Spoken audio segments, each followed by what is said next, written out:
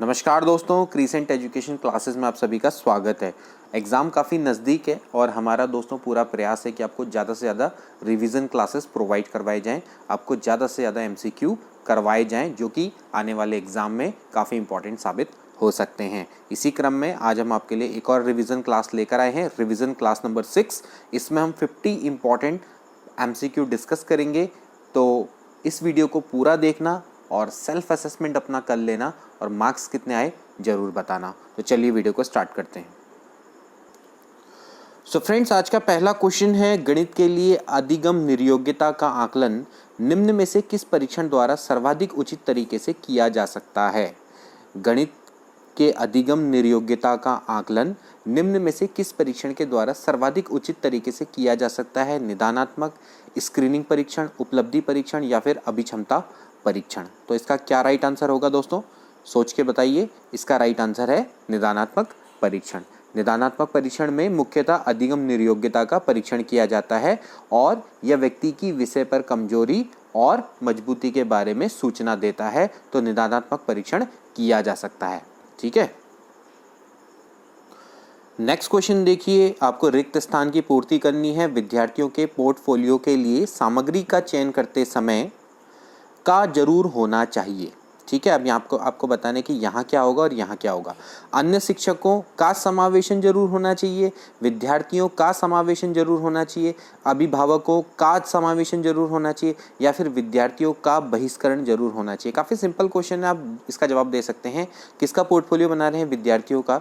तो विद्यार्थियों के पोर्टफोलियो के लिए सामग्री का चयन करते समय विद्यार्थियों का समावेशन होना जरूर होना चाहिए। तो इसका राइट आंसर क्या होगा दोस्तों? बी वाला ऑप्शन इसका करेक्ट है। नेक्स्ट क्वेश्चन देखिए, निम्न में से कौन सा प्रश्नावली विधि का दोष नहीं है? कौन सा दोष प्रश्नावली विधि का नहीं है आपको बताना है। अच्छे प्रश्न बनाना एक कठिन कार्य है। इस विधि से अनेक व्यक्तियों के विचार जाने जा सकते हैं। हो सकता है कि सम्मिलित प्रश्न सुनियोजित ना हो सकता है कि लोग प्रश्नों के उत्तर देने में रुचि ना रखते हो।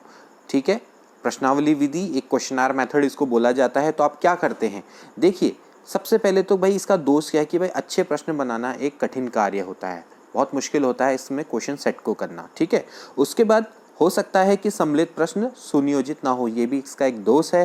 हो सकता है कि लोग प्रश्नों के उत्तर देने में रुचि ना रखते हो। जब आप उससे क्वेश्चनर पकड़ाते हो, जनरली आप क्या करते हो भाई, सैंपल को गैदर करने के लिए आप क्वेश्चनर मेथड का यूज़ करते हो। ठीक है, तो हो सकता है कि जो कई क्वेश्चंस ऐसे होते हैं जिनका वो आंसर देने में रुचि ना रखते हो। ठीक है, और देखिए इस विधि से अनेक व्यक्तियों के विचार जाने जा सकते हैं, ये दोस्तों बिल्कुल गलत है, ये इसका दोष नहीं है। और एक्चुअली आप क्या कर सकते हैं, प्रश्नावली विधि के द्वारा व्यक्ति के विचारों को जान ही नहीं सकते, क्योंकि ये विधि तो वस्तुनिष्ठ होती है। ठीक है ना, तो आप उसमें विचारों का समावेशन नहीं कर सकते। ठीक है, या फिर आप कह सकते हैं कि उसमें विचारों का समावेशन नहीं होता है। तो इस विधि से आप अनेक व्यक्तियों के विचार जाने जा सकते हैं, ये इसका दोष नहीं है। एक्चुअली ये इससे रिलेटेड है ही नहीं। ठीक, नेक्स्ट क्वेश्चन देखिए, उपचारात्मक विधि का प्रयोग जिनके लिए किया जाता है वे हैं।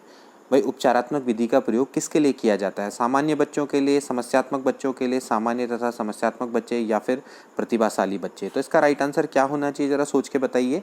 इसका राइट आंसर है समस्यात्मक बच्चे। देखिए उपचारात्मक विधि का प्रयोग दोस्तों समस्याग्रस्त बच्चों के लिए जनरली किया जाता है, क्योंकि जो उपचारात्मक विधि है उसका उद्देश्य यही है कि भाई उन शिक्षार्थियों को आपने एक्स्ट्रा हेल्प देनी है जो किसी भी विषय में शेष कक्षा से पीछे रह जाते हैं। ठीक है, यानी कि जो धीमे सीखने वाले शिक्षार्थी हैं उनकी पहचान करनी है।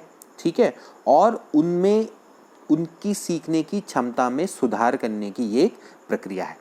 ठीक है, तो समस्यात्मक छात्र हैं, उनकी कठिनाई को ठीक करने के लिए ही उपचारात्मक कार्य किए जाते हैं।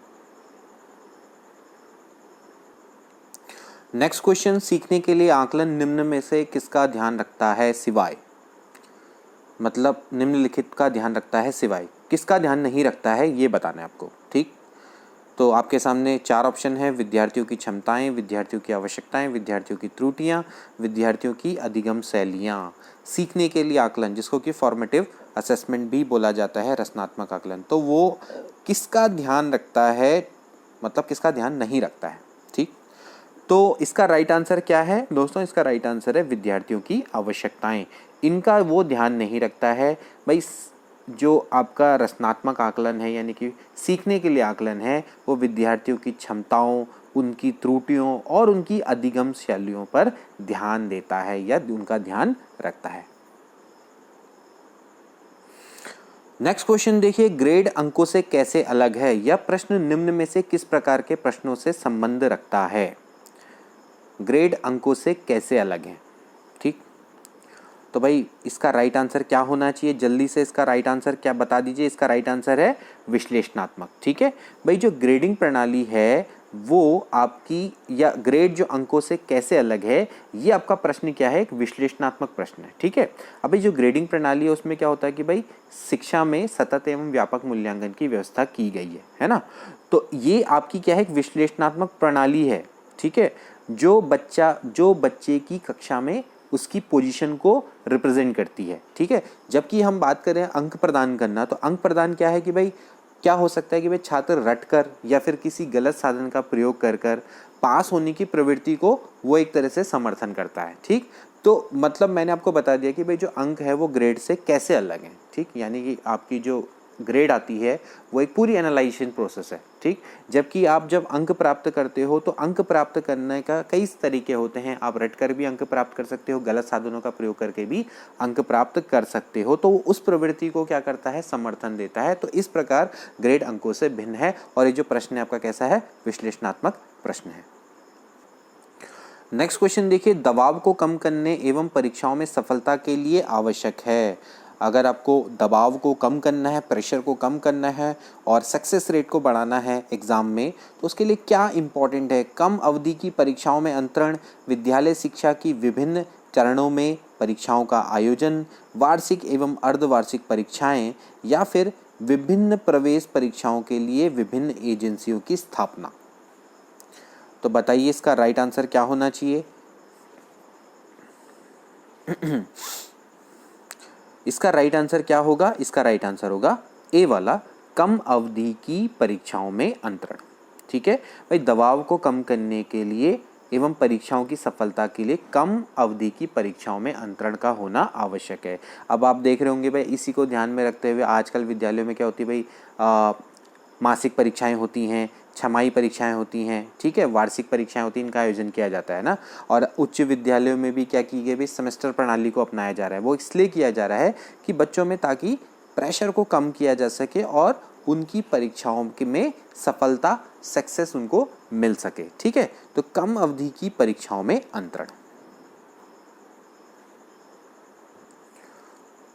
नेक्स्ट क्वेश्चन देखो, सीसीई में औपचारिक और योगात्मक निर्धारण का कुल मूल्य होता है। तो देखिए इसका राइट आंसर क्या है? 40-60, 60-40, 50-50 या फिर नन।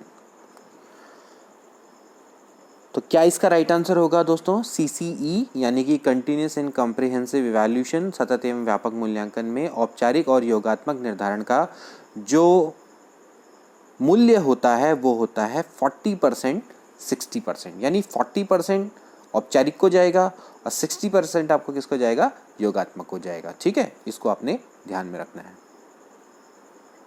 नेक्स्ट क्वेश्चन, योगात्मक मूल्यांकन का उद्देश्य है समय विशेष एवं विभिन्न कार्यों पर एक विद्यार्थी ने कितना अच्छा निष्पादन किया का पता लगाना, अधिगम को सुगम बनाना व ग्रेड ना प्रदान करना।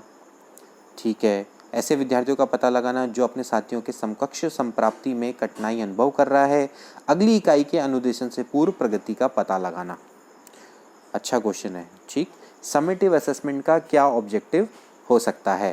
तो इसका राइट आंसर बताइए। इसका राइट आंसर है ए वाला, यानी कि समय विशेष एवं विभिन्न कार्यों पर एक विद्यार्थी ने कितना अच्छा निष्पादित किया का पता लगाना। ठीक, जो समेटिव असेसमेंट है उसका ऑब्जेक्टिव दोस्तों यही पता लगाना होता है कि जो विद्यार्थी है वो अलग अलग परिस्थितियों में किसी कार्य में कितना अच्छा उसने निष्पादन दिया है। ठीक है, तो यही इसका राइट आंसर है। नेक्स्ट क्वेश्चन, पद व्यापक मूल्यांकन का क्या तात्पर्य है? अलग अलग समय किया जाने वाला मूल्यांकन, अध्यापकों के एक समूह द्वारा किया जाने वाला मूल्यांकन, लंबी अवधि के कई टेस्ट, या फिर विद्यार्थी की समृद्धि के शैक्षणिक व सह शैक्षणिक आयामों का मूल्यांकन। काफ़ी सिंपल क्वेश्चन है, सभी ने जवाब इसका सही दिया होगा, डी वाला ऑप्शन इसका करेक्ट है। भाई व्यापक मूल्यांकन का तात्पर्य क्या है? भाई सभी आयामों का एक साथ मूल्यांकन करना, जैसे विद्यार्थी की समृद्धि के शैक्षणिक व सह शैक्षणिक आयामों का मूल्यांकन। ठीक है, वो आपका क्या होगा? विद्यार्थी के व्यापक शैक्षिक मूल्यांकन कहलाएगा।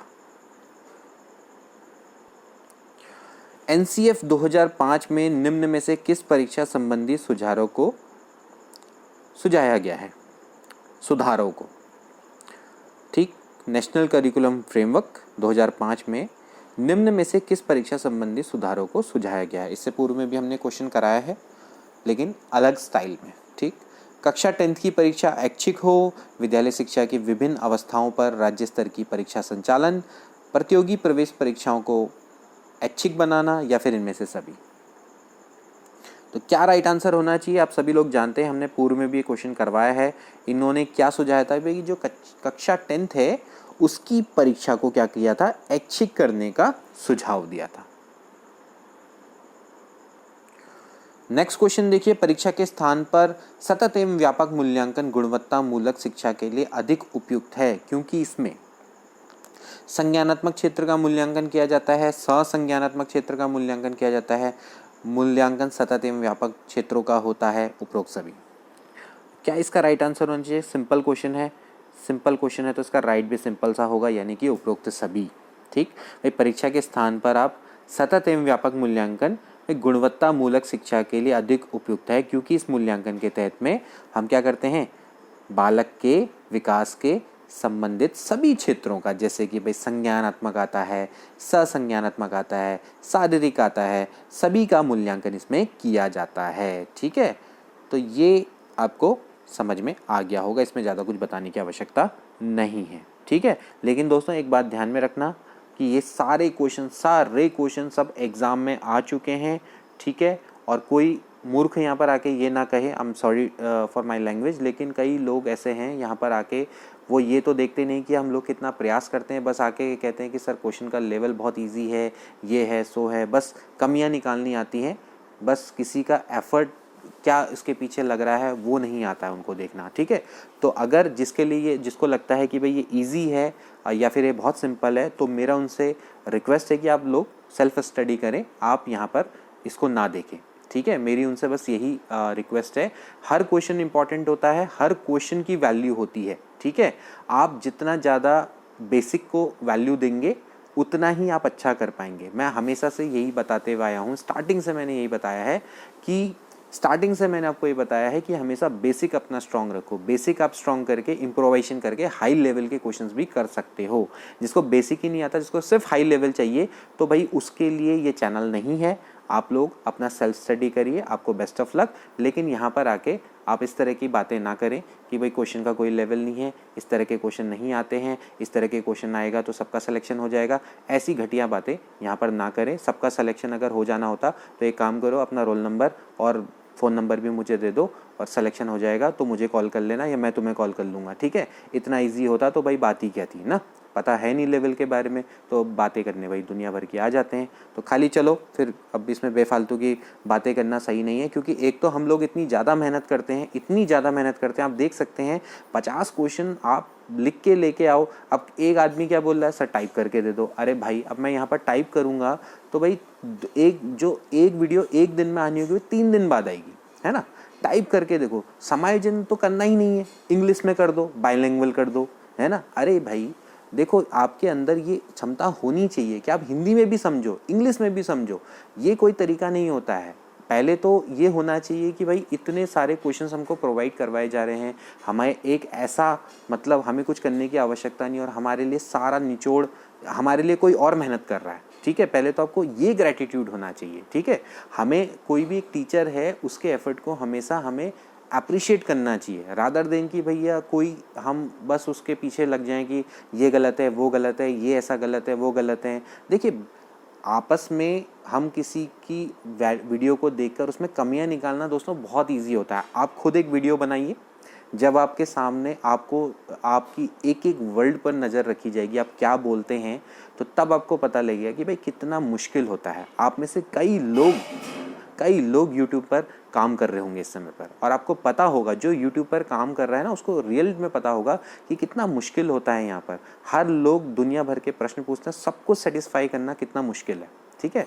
तो ऐसा नहीं होता है भाई, कभी कभार आप लाइव जब आप काम कर रहे होते तो आपसे गलतियां भी हो जाती हैं, बड़े बड़े टीचर से गलती हो जाती है। भाई हम क्या हैं, हम तो कुछ भी नहीं है, हमसे महान टीचर्स हैं इस समय पर, वो तक गलतियां कर देते हैं। अब इसका मतलब ये थोड़ी कि हम उनको पॉइंट आउट करें, अरे यार ऐसा नहीं होता है। देखिए आपको रिस्पेक्ट करनी पड़ेगी, एक टीचर है वो उस मुकाम में पहुंचा है, कितनी मेहनत से पहुंचा है। आपको लगता है बस आए और बस मुंह फाड़ा अपना और क्या कहते हैं बोल के चल दिए कि भाई ये गलत है वो गलत है, कुछ नहीं इसके बस का, कुछ नहीं भाई मैं ही हूँ महान। तो ऐसा जो होता तो भाई फिर तो बात ही क्या थी, है ना।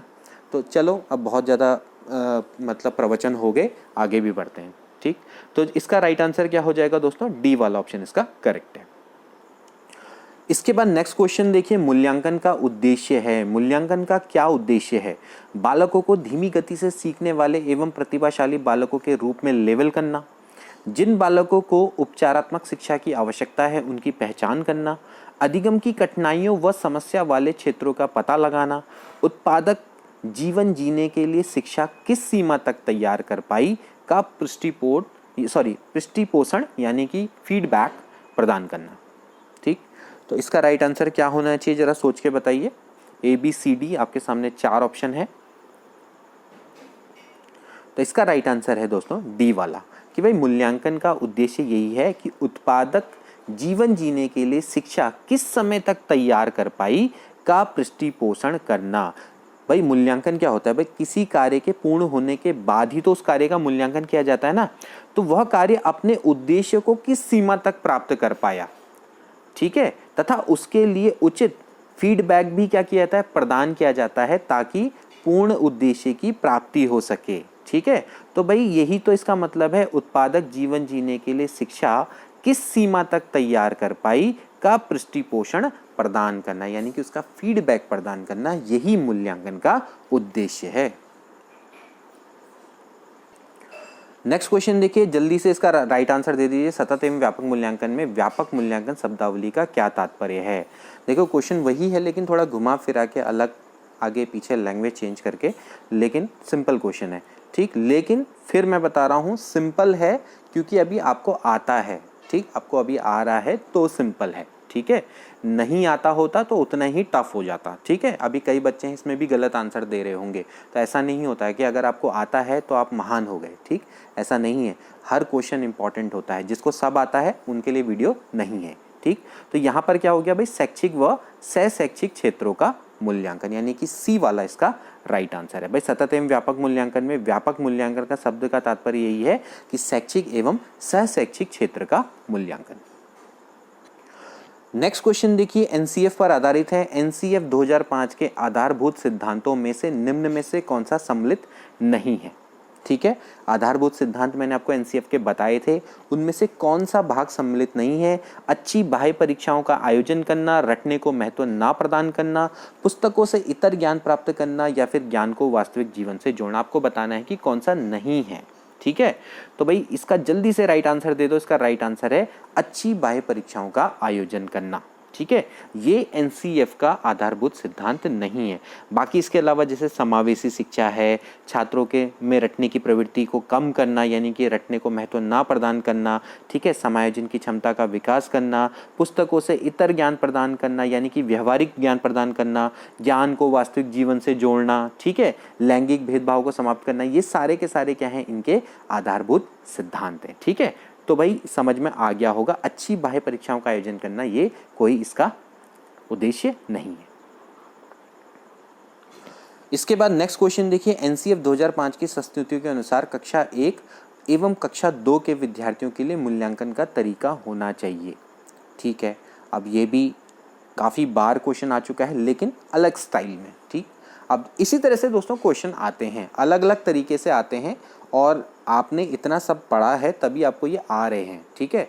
तो यही होना चाहिए, आप जितना ज़्यादा पढ़ेंगे, जितना ज़्यादा आप सिंपल क्वेश्चंस भी करेंगे, उनमें आप दिमाग लगा के आप हायर लेवल के क्वेश्चंस को भी कर सकते हैं। तो यहाँ पर आप देख सकते हैं इसका राइट आंसर क्या होगा, ज़्यादातर बच्चों ने सही दिया होगा। इसका आंसर क्या होगा, प्रेक्षण के आधार पर, ठीक है। तो भाई जो एनसीएफ है उसके अनुसार भाई जो कक्षा के मतलब जो छोटे बच्चे हैं 1 या 2 या फिर पूर्व प्राथमिक स्तर भी बोल सकते हैं, तो उनका मूल्यांकन आपका प्रेक्षण के आधार पर होना चाहिए, यानी कि ऑब्जर्वेशन के आधार पर होना चाहिए। अब इस पर बेस्ड हम वैसे भी कई तरह के इनडायरेक्टली क्वेश्चंस कर चुके हैं। नेक्स्ट क्वेश्चन, एक अध्यापक किसी भी समूह में समुदाय आधारित व्यक्तिगत भिन्नताओं को समझ सकता है। एक अध्यापक किसी भी समूह में समुदाय आधारित व्यक्तिगत भिन्नताओं को समझ सकता है आंखों के संपर्क के आधार पर, बुद्धि के आधार पर, भाषा एवं अभिव्यक्ति के आधार पर या फिर गृह कार्य के आधार पर। तो भाई इसका राइट आंसर क्या है बताइए। सिंपल सा क्वेश्चन है, इसका राइट आंसर है भाषा एवं अभिव्यक्ति के आधार पर। ठीक है भाई, अब प्रत्येक समूह की अपनी भाषा, रीति रिवाज और अभिव्यक्ति करने के तरीके होते हैं। ठीक, तो भाई इस आधार पर अध्यापक क्या कर सकता है, अलग अलग समूह के विद्यार्थियों की व्यक्तिगत विभिन्नता के आधार पर उनकी पहचान को कर सकता है। नेक्स्ट क्वेश्चन देखिए, कक्षा में सृजनात्मक और प्रतिभाशाली बच्चों के लिए आवश्यक हस्तक्षेप निर्भर करता है। कक्षा में सृजनात्मक और प्रतिभाशाली बच्चों के लिए आवश्यक हस्तक्षेप निर्भर करता है शिक्षक द्वारा अनुकूलित और प्रेरक निर्देशन तरीकों के उपयोग पर, उन्हें अतिरिक्त समय दिए जाने पर, उनके प्रति स्नेह होने के नाते, उन्हें अन्य बच्चों को पढ़ाने की जिम्मेदारी देने पर। ठीक, जो कक्षा में सृजनात्मक और प्रतिभाशाली बच्चे हैं, उनके लिए आवश्यक हस्तक्षेप निर्भर करता है। क्या आवश्यक हस्तक्षेप होना चाहिए, इसका राइट आंसर क्या होना चाहिए, ए वाला, कि भाई कक्षा में सृजनात्मक और प्रतिभाशाली बच्चों के लिए आवश्यक हस्तक्षेप शिक्षक द्वारा अनुकूलित और प्रेरक निर्देशन तरीकों के उपयोग पर निर्भर करता है। ठीक है भाई, जो शिक्षक है प्रतिभाशाली बच्चों के लिए शिक्षण की मानसिक उद्वेलन तकनीक का प्रयोग कर सकता है। ठीक है, इसके अलावा क्या कर सकता है कि भाई वो नियमित पाठ्यक्रम के अतिरिक्त अन्य विस्तृत सहशैक्षिक कार्यक्रमों का क्रियान्वयन भी कर सकता है। ठीक है, ताकि उनसे क्या होगा भाई, उनके ज्ञान, अनुभव और सृजनात्मकता का विकास होगा।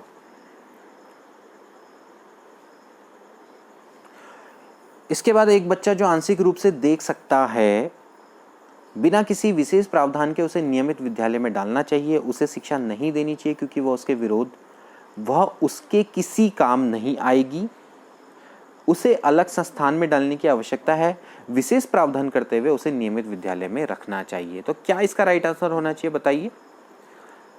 इसका राइट आंसर है दोस्तों, विशेष प्रावधान करते हुए उसे नियमित विद्यालय में रखना चाहिए। दोस्तों जैसे कि हम बात करते हैं ना समावेशी शिक्षा की ना, तो हमने समावेशी शिक्षा की आपको डेफिनेशन भी बताई है बहुत पहले। ठीक, तो ऐसा बच्चा जो आंशिक रूप से देख सकता है, उसे समावेशी शिक्षा के अंतर्गत बिना किसी भेदभाव के सीखने के समान अवसर मिलने चाहिए ताकि उसका समुचित विकास हो सके।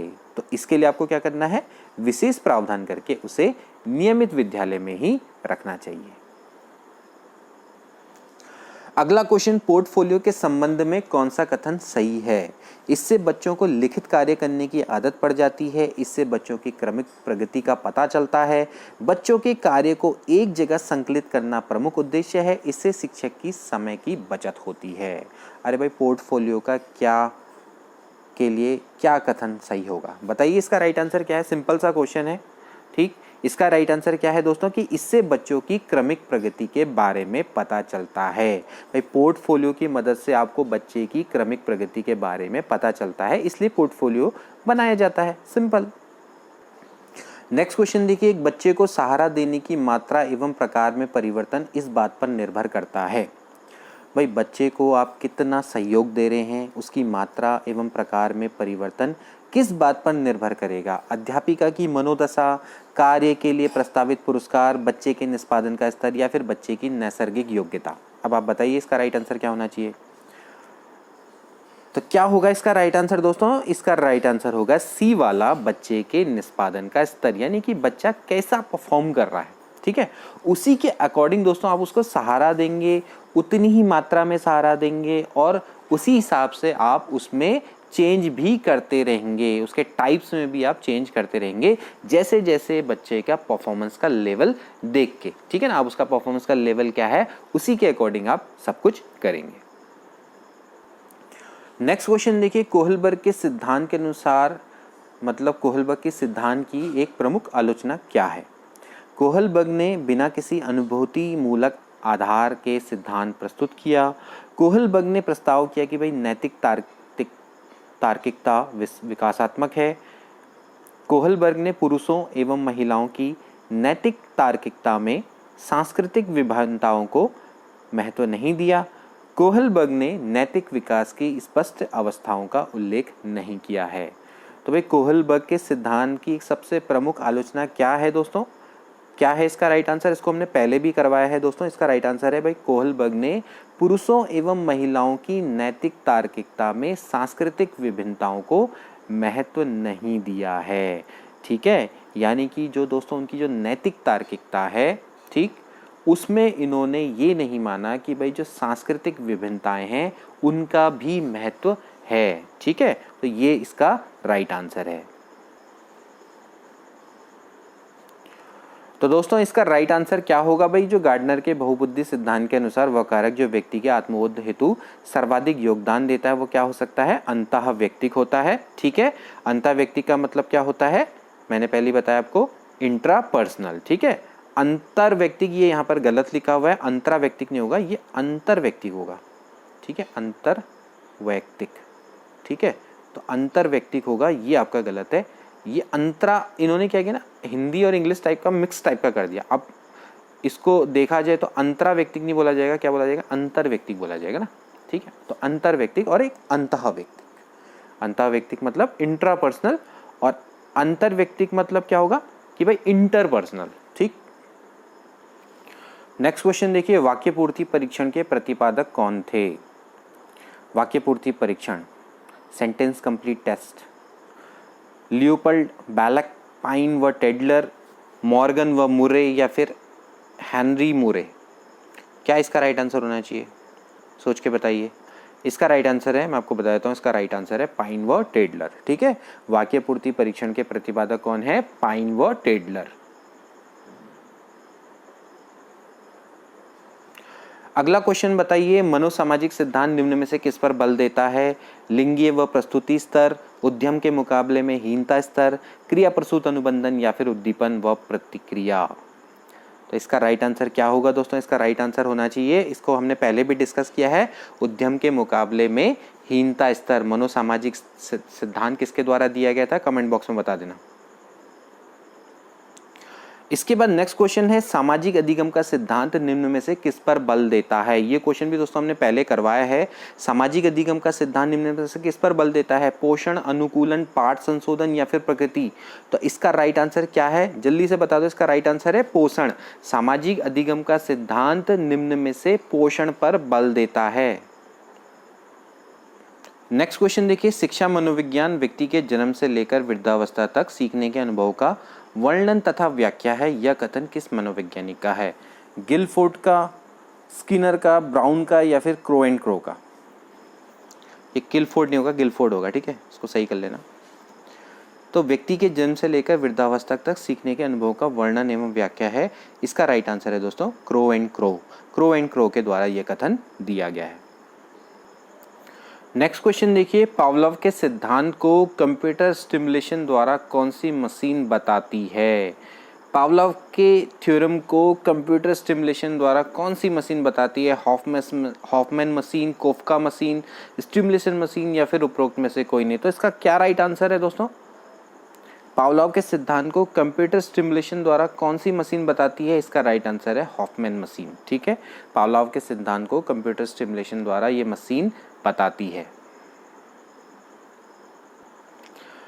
इसके बाद अगला क्वेश्चन, यह तथ्य कि बच्चों को सांस्कृतिक रूप से प्रासंगिक ज्ञान की आवश्यकता होती है निम्नलिखित में से किस व्यक्ति से संबंधित है?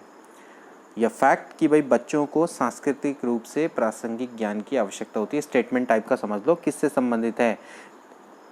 B.F. स्किनर, यूरी ब्रैनर या फिर लेव वाइगोत्स्की या फिर चार्ल्स डार्विन? तो क्या इसका राइट आंसर है? इसका राइट आंसर है लेव वाइगोत्स्की। ठीक है, बच्चों को सांस्कृतिक रूप से प्रासंगिक ज्ञान की आवश्यकता होती है, यह कथन लेव वाइगोत्स्की से संबंधित है।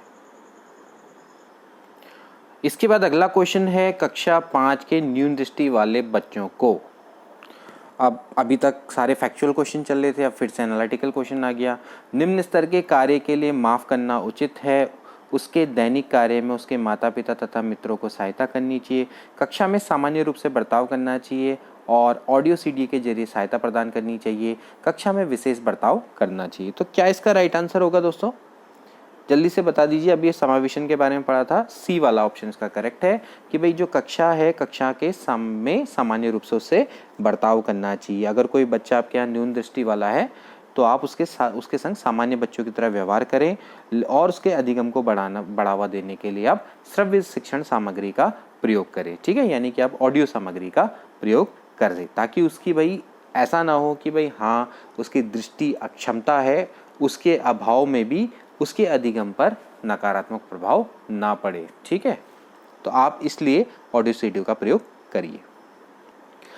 अगला क्वेश्चन फिर से एनालिटिकल, निम्न में से कौन सी स्थिति बाल केंद्रित कक्षा कक्ष को प्रदर्शित करती है? जल्दी से बता दो इसका राइट आंसर क्या है। एक कक्षा जिसमें शिक्षिका नोट लिखा देती है और शिक्षार्थियों से उन्हें याद करने को कहा जाता है। एक कक्षा जिसमें पाठ्यपुस्तक एकमात्र संसाधन होता है जिसका संदर्भ शिक्षिका देती है। एक कक्षा जिसमें शिक्षार्थी समूह में बैठे हैं और शिक्षिका बार बारी से प्रत्येक समूह में जा रही है। और एक कक्षा जिसमें शिक्षार्थी का व्यवहार शिक्षिका द्वारा दिए गए जाने वाले दंड और पुरस्कार से संचालित होता है। तो क्या इसका राइट आंसर होगा दोस्तों? इसका राइट आंसर है सी कि एक कक्षा जिसमें शिक्षार्थी समूह में बैठे हैं और शिक्षिका बारी बारी से प्रत्येक समूह में जा रही है। बाल केंद्रित शिक्षा के अंतर्गत यही तो होता है ना कि भाई जो कक्षा कक्ष का वातावरण है, चाहे आपका पाठ्यक्रम का स्वरूप है, वो बालक के अनुकूल ही तैयार किया जाता है। ठीक, ताकि बालक सहज और सरलता से सीख सके। ठीक, अब एक कक्षा जिसमें शिक्षार्थी समूह में बैठे हैं और शिक्षिका बार बार प्रत्येक ग्रुप में जा रही है, तो इससे पता लगता है कि भाई जो शिक्षा है वो क्या है, बाल केंद्रित है। ठीक है, ना कि शिक्षक केंद्रित। ठीक,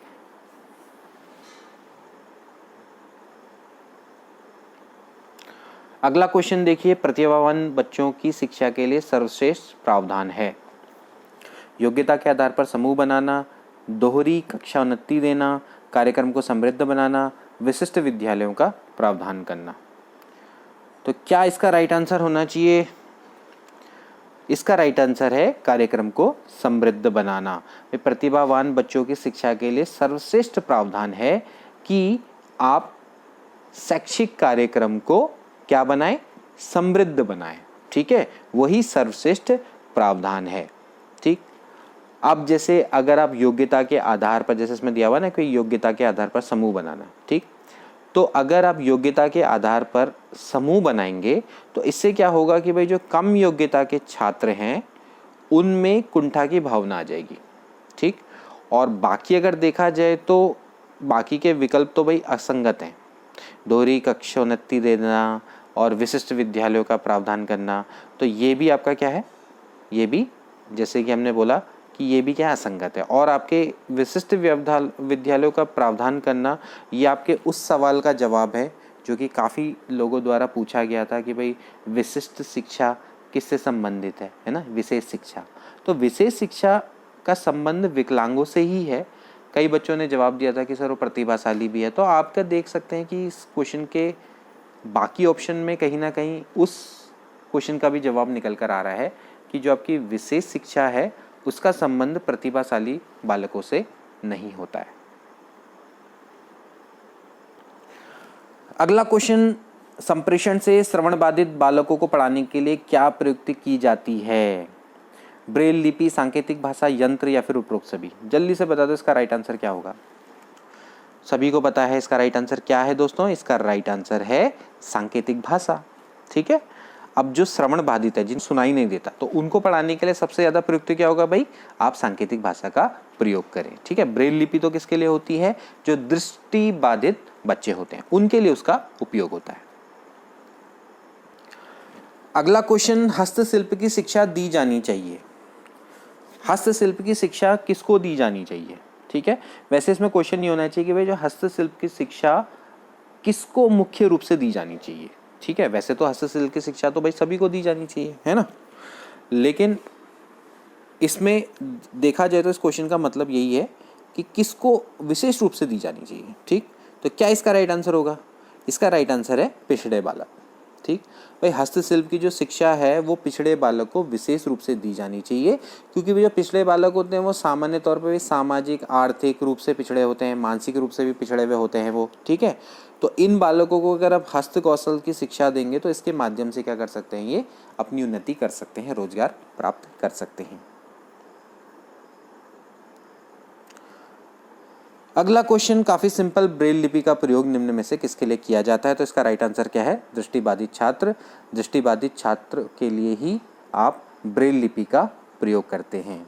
ठीक है, तो पढ़ने की एक नई तकनीक है जिसका निर्माण मैं आपको बता देता हूँ 1821 में किया गया था, और जो फ्रांसीसी शिक्षा मनोवैज्ञानिक है जिनका नाम है लुई ब्रेल। ठीक है, अब ये तो शायद कई लोगों को नहीं पता होगा, ब्रेल लिपि तो सबको पता है, लेकिन किसने निर्माण किया? लुई ब्रेल ने, जो कि फ्रांसीसी शिक्षा मनोवैज्ञानिक थे, 1821 में इन्होंने किया था। ठीक है, और इसी के नाम पर इनका नाम, मतलब इस लिपि का नाम ब्रेल लिपि पड़ा। अगला क्वेश्चन, एक बालक को वस्तुओं को देखने में कुछ समस्या है, उसका दाखिला एनसीएफ 2005 के आधार पर किस विद्यालय में होना चाहिए? फिर से देखिए वही क्वेश्चन आ गया घुमा फिरा के। ठीक है भाई, नियमित विद्यालय, विशिष्ट विद्यालय, समावेशी विद्यालय या फिर एकीकृत विद्यालय, कहाँ डालना चाहिए भाई? एक बच्चे को अगर कुछ देखने में समस्या है तो उसको कहाँ डालना चाहिए? इसका राइट आंसर क्या होगा? समावेशी विद्यालय। जैसे कि मैंने आपको पहले ही बताया कि एनसीएफ 2005 का जो मुख्य उद्देश्य है कि भाई सभी का समावेशन, जो मतलब अधिगम अक्षमता वाले छात्र हैं उनको किसी भी तरह की अक्षमता ना रखने वाले जो छात्र हैं उनके साथ सामान्य शिक्षा देने का उद्देश्य ही क्या कहलाता है? समावेशी शिक्षा कहलाता है। ठीक है, तो समावेशी शिक्षा का मतलब क्या है कि आपका जो छात्र है उसमें मतलब सभी का इंक्लूजन होना, सभी का समावेशन होना। तो एनसीएफ 2005 के आधार पर विद्यालय में भाई ऐसे बालक हैं जिनको अगर देखने में कुछ दिक्कत है, जिनको सुनने में कुछ दिक्कत है, आपको उनको भी सामान्य छात्रों के संग पढ़ाना है, यही एनसीएफ का उद्देश्य है। तो उनके आधार पर क्या करना चाहिए? आपको समावेशी विद्यालय में उनकी शिक्षा देनी चाहिए, यानी कि उनको सामान्य विद्यार्थियों के साथ ही शिक्षा दी जानी चाहिए। नेक्स्ट क्वेश्चन, परामर्श का उद्देश्य है। परामर्श का क्या उद्देश्य है? बच्चों को समझना, मतलब बच्चे को समझना, बच्चे की कमियों का कारण पता लगाना, बच्चे को समायोजन में सहायता प्रदान करना, उपरोक्त सभी। तो भाई परामर्श का क्या उद्देश्य है? भाई परामर्श के सारे उद्देश्य हैं, सभी उपरोक्त सभी इसका राइट आंसर है। भाई बच्चों को समझना, बच्चों की समस्याओं का परीक्षण करना, है ना, समस्याओं का पता लगाना, उनकी कमियों का कारण पता लगाना, ठीक है, उनके समायोजन में सहायता प्रदान करना, उनकी समायोजन शक्ति का विकास करना, ठीक है, बच्चों की सही स्थिति से अवगत करना, ठीक है, मतलब अवगत कराना उनको, ठीक, और भविष्य के कार्यों की रूपरेखा तैयार करना बच्चों के संदर्भ में। तो ये सभी क्या है? परामर्श के उद्देश्य हैं। अगला क्वेश्चन, एक बच्चा प्राय अपने सहपाठियों के साथ झगड़ता है, आप क्या करेंगे? आप बच्चे को सजा देंगे, आप बच्चे को विद्यालय से निकाल देंगे, आप कारण पता लगाएंगे कि भाई आप मतलब कारण लगाएंगे, पता लगाएंगे कि भाई ऐसा बच्चा क्यों कर रहा है, फिर उसको परामर्श देंगे और फिर आप उसके माता पिता से शिकायत करेंगे। तो क्या इसका राइट आंसर होना चाहिए? सिंपल है, इसका है कि आप कारण पता लगाने का प्रयास करेंगे और फिर उसे परामर्श देंगे। इस सहपाठियों से झगड़ा करना छात्र के व्यवहार में एक अवांछनीय परिवर्तन है ना? तो ऐसी स्थिति में अध्यापक को क्या करना चाहिए? छात्र के व्यवहार के परिवर्तन का कारण पता लगाना चाहिए, ठीक है, ये कारण पता लगाने का प्रयास करना चाहिए, ठीक है, और उससे वो व्यक्तिगत रूप से मिलकर उसे परामर्श भी दे सकता है। नेक्स्ट क्वेश्चन देखिए, जल्दी जल्दी करते हैं, काफ़ी लंबा ये सेशन खिंच रहा है। आपकी कक्षा की एक लड़की की रुचि स्पोर्ट्स में है और वह स्पोर्ट्स में अपने करियर को बढ़ाना चाहती है, आप उसे क्या परामर्श देंगे? लड़कियों का खेल जगत में कोई भविष्य नहीं, उसे अपनी आकांक्षा की पूर्ति हेतु कठिन परिश्रम करना चाहिए, उसे सिर्फ पढ़ाई में ध्यान लगाने को कहेंगे। लड़कियां खेल में उत्कृष्ट नहीं कर सकती क्योंकि वे शारीरिक रूप से कमज़ोर होती हैं। तो क्या इसका राइट आंसर देना चाहिए? क्या इसका राइट आंसर होना चाहिए कि भाई उसे अपनी आकांक्षा की पूर्ति हेतु कठिन परिश्रम करना चाहिए, ठीक है। अब भाई बात मैंने आपको कल भी एक एग्जांपल बताया था कि भाई किसी भी विद्यार्थी को आप उसके मनपसंद विषय से कभी भी दूर मत करिए, ठीक है, और ना ही उसे छोड़ने के लिए कहिए, ठीक। अगर वो क्या है अन्य विषय में कमज़ोर है तो आप उसे क्या करें, विशेष प्रशिक्षण दें, ठीक। तो भाई अगर एक लड़की की रुचि स्पोर्ट्स में है और वो अपने कैरियर को आगे बढ़ाना चाहती है तो आप उसकी आकांक्षा की पूर्ति हेतु आप उसको ये बोलिए कि आपको अगर अपनी आकांक्षा की पूर्ति करनी है तो आपको कठिन परिश्रम करना चाहिए, हार्ड वर्क करना चाहिए, तभी जाके आप अपने कैरियर को स्पोर्ट्स में बना पाएंगे। नेक्स्ट क्वेश्चन, कक्षा 4 का एक बच्चा सदैव चिंतित और कुंठित रहता है, आप क्या करेंगे? उसके अभिभावक से शिकायत करेंगे, मनोचिकित्सक के पास ले जाएंगे, स्वयं परामर्शदाता की भूमिका का निर्वहन करेंगे या फिर उसे उसके भाग्य पर छोड़ देंगे? तो क्या इसका राइट आंसर होना चाहिए? इसका राइट आंसर होना चाहिए स्वयं परामर्शदाता की भूमिका का निर्वहन करेंगे। अगर कोई बालक आपके सामने चिंतित व कुंठाग्रस्त है तो अध्यापक को चाहिए कि भाई बालक से वो बातचीत करे और इसके कारण का पता लगाए, ठीक है, और फिर उसका निराकरण करे। तो इसका मतलब यह है कि वो परामर्शदाता की भूमिका का निर्वाह करे। नेक्स्ट क्वेश्चन, एक प्रमाणीकृत पठन परीक्षण लेने के लिए 5वीं कक्षा को प्रस्तुत करने में शिक्षक को अधिकाधिक परामर्श दिया जाता है, तो फिर आपको बताना है कि बच्चों को बोलना कि परीक्षण बहुत महत्वपूर्ण है तथा वह इसमें अच्छा प्रदर्शन करेगा, पूर्ववर्ती परीक्षा से प्रधान प्रश्नों को चिन्हित करना एवं छात्रों को उन्हें उत्तर देने की अनुमति देना, निम्न कोटि के पाठकों को प्रशिक्षण देना ताकि कक्षा के शेष बच्चे बाकी किसी भी तरह अच्छा करें, परीक्षण में आने वाले समान प्रकार के प्रश्नों के उत्तर देने के लिए छात्रों को अभ्यास कराना। तो क्या इसका राइट आंसर होना चाहिए? एक प्रमाणीकृत पठन परीक्षण लेने के लिए 5वीं कक्षा को प्रस्तुत करने में शिक्षक को अधिकाधिक परामर्श दिया जाता है कि भाई परीक्षण में आने वाली समान प्रकार के प्रश्नों के उत्तर देने के लिए छात्रों को अभ्यास कराना, ठीक है। ये उसको अधिकाधिक मतलब हम कह सकते हैं परामर्श दिया जाता है। एक प्रमाणीकृत पठन परीक्षण में या लेने से पूर्व पे यह आवश्यक है कि भाई जो शिक्षक है वो छात्रों की परीक्षण में आने वाली प्रश्नों से मतलब जो परीक्षण में आने वाले समान प्रकार के प्रश्नों के उत्तर देने के लिए छात्रों को वो क्या करवाए, अभ्यास कराए, ठीक है। तो भाई एक प्रमाणीकृत अगर पठन परीक्षण लेना है तो उससे पूर्व यह आवश्यक है कि भाई जो शिक्षक है वो छात्रों को परीक्षण में आने वाले प्रश्नों के प्रारूप की जानकारी दे तथा अधिक से अधिक प्रश्नों का अभ्यास कराए, ठीक है। तो इस तरीके से अधिकाधिक परामर्श दिया जा सकता है। नेक्स्ट क्वेश्चन देखिए, कौन सी समुदाय एवं विद्यालय की सहयोगी समितियों में नहीं है? समुदाय एवं विद्यालय की सहयोगी समितियां कौन कौन सी होती हैं बताइए? रेखा संगठन, मातृ संगठन, कर्मचारी संगठन या फिर रेखा कर्मचारी मिश्रित संगठन? तो इनमें से कौन सा समुदाय विद्यालय की सहयोगी समितियों में से एक नहीं है? विद्यालय की सहयोगी समितियों में कौन नहीं होगा दोस्तों? मातृ संगठन, ठीक है। रेखा संगठन होता है, कर्मचारी संगठन होता है, रेखा कर्मचारी मिश्रित संगठन होता है, ये विद्यालय की सहयोगी समितियां में आते हैं, ठीक है, लेकिन मातृ संगठन नहीं आता है। नेक्स्ट क्वेश्चन देखिए जो कि फिर से रेखा संगठन पर आ गया। रेखा संगठन है क्या एक्चुअली? माताओं का संगठन है, महिलाओं का संगठन है, बालिकाओं का संगठन है या फिर इनमें से कोई नहीं? तो इसका राइट आंसर क्या है? इसका राइट आंसर है दोस्तों डी, इनमें से कोई नहीं। रेखा संगठन होता क्या है कि भाई जो विद्यालय है उसमें परामर्श देने के लिए एक सहयोगी संगठन होता है। तो इसमें कौन कौन आते हैं? जैसे विद्यालय के अधीक्षक, प्रधानाचार्य, अध्यापक, इन सब की दोस्तों इसमें इंपॉर्टेंट रोल होता है, ठीक है। तो ये आपका रेखा संगठन के अंतर्गत आते हैं। इसके बाद अगला क्वेश्चन, कॉलसनी के अनुसार संकल्पना का पुनर्गठन क्या है? बड़ा अच्छा क्वेश्चन है। कॉलसनी के अनुसार संकल्पना का पुनर्गठन क्या है? व्यवहार, शब्द, चिंतन या फिर समस्याएं? तो बाय कॉलसनिक जो संकल्पना का पुनर्गठन है वो क्या है? चिंतन है। तो चिंतन ही संकल्पना का पुनर्गठन है। इसके बाद अगला क्वेश्चन, बच्चे की जिज्ञासा शांत करनी चाहिए। कब शांत करनी चाहिए? जब शिक्षक फुर्सत में हो, जब विद्यार्थी फुर्सत में हो, कुछ समय पश्चात, या फिर तत्काल जब विद्यार्थी द्वारा जिज्ञासा की गई है। तो इसका राइट आंसर क्या है? सिंपल सा है, सभी बता देंगे, तत्काल जब विद्यार्थी द्वारा जिज्ञासा की गई है। बच्चों की जिज्ञासा का निराकरण तत्काल करना चाहिए, ठीक है, जब भी विद्यार्थी से प्रकट करे। अगला प्रश्न, स्कूल प्रशासन कमजोर बच्चों के लिए आयोजित अतिरिक्त कक्षाओं में से कुछ आपको आवंटित करता है। एक अध्यापक के रूप में आप क्या प्रतिक्रिया आपकी होगी?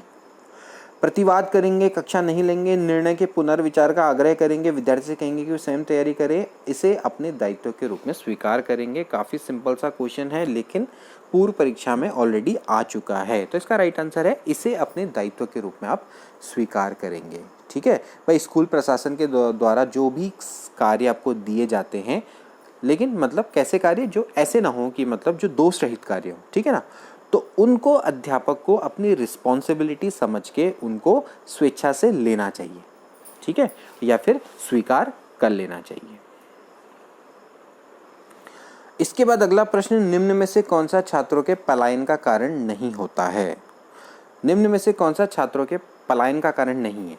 अरुचिकर विद्यालय कार्यक्रम, अध्यापक का पक्षपातपूर्ण व्यवहार, बहुत अधिक गृह कार्य, बहुत अधिक छुट्टियां। तो क्या इसका राइट आंसर है?